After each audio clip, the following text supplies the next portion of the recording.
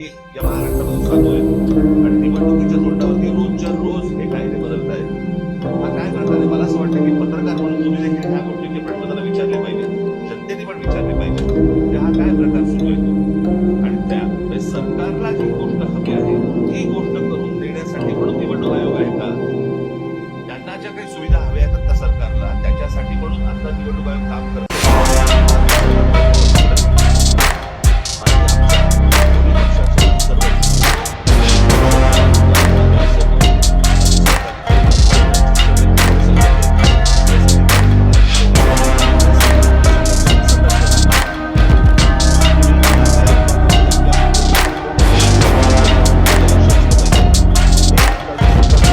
यांचे जे उमेदवार जे लोकांकडे जात आहेत त्यांच्यावरती लक्ष ठेवा.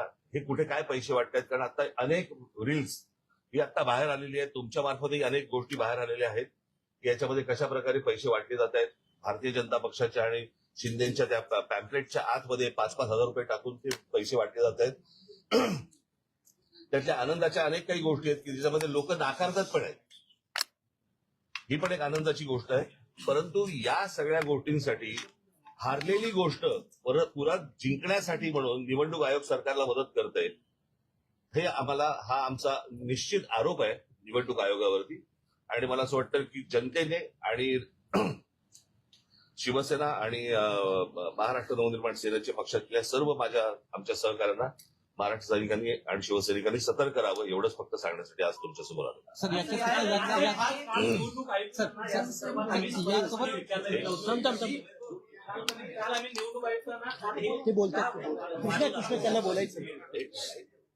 तुम्ही कॅमेरामन जर गप्प बसलात तर बरं होईल. काल आम्ही निवडणूक आयुक्तांना हाच प्रश्न विचारला की तुम्ही 5 नंतर घरोघरी का प्रचारावर वेळ देत आहात. वारंवार विचारला गेल्यानंतर तरी त्यांनी कुठल्याही प्रकारचं उत्तर देणं टाळलं होतं. परंतु शेवटी त्यांनी सांगितलं की हा जुनाच नियम आहे आणि आम्ही आता तो नाही पण या निवडणुकीला का? ही गोष्ट विधानसभेला का नाही? ही गोष्ट लोकसभेला का नाही आली? या निवडणुकीला असं काय वाटलं की तो जुना नियम परत बाहेर काढावा?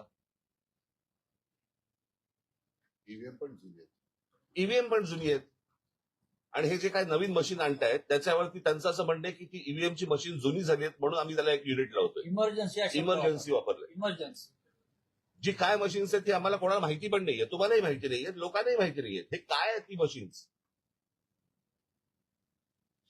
म्हणजे काय प्रकारचं राजकारण महाराष्ट्रामध्ये सुरू आहे आणि काय प्रकारच्या निवडणुका महाराष्ट्रामध्ये सुरू आहे. मला असं वाटतं की ही गोष्ट सर्वांनी लक्षात घेण्यासारखी आहे, घेतली पाहिजे आणि आमच्या लोकांनी सतर्क राहावं एवढंच फक्त मला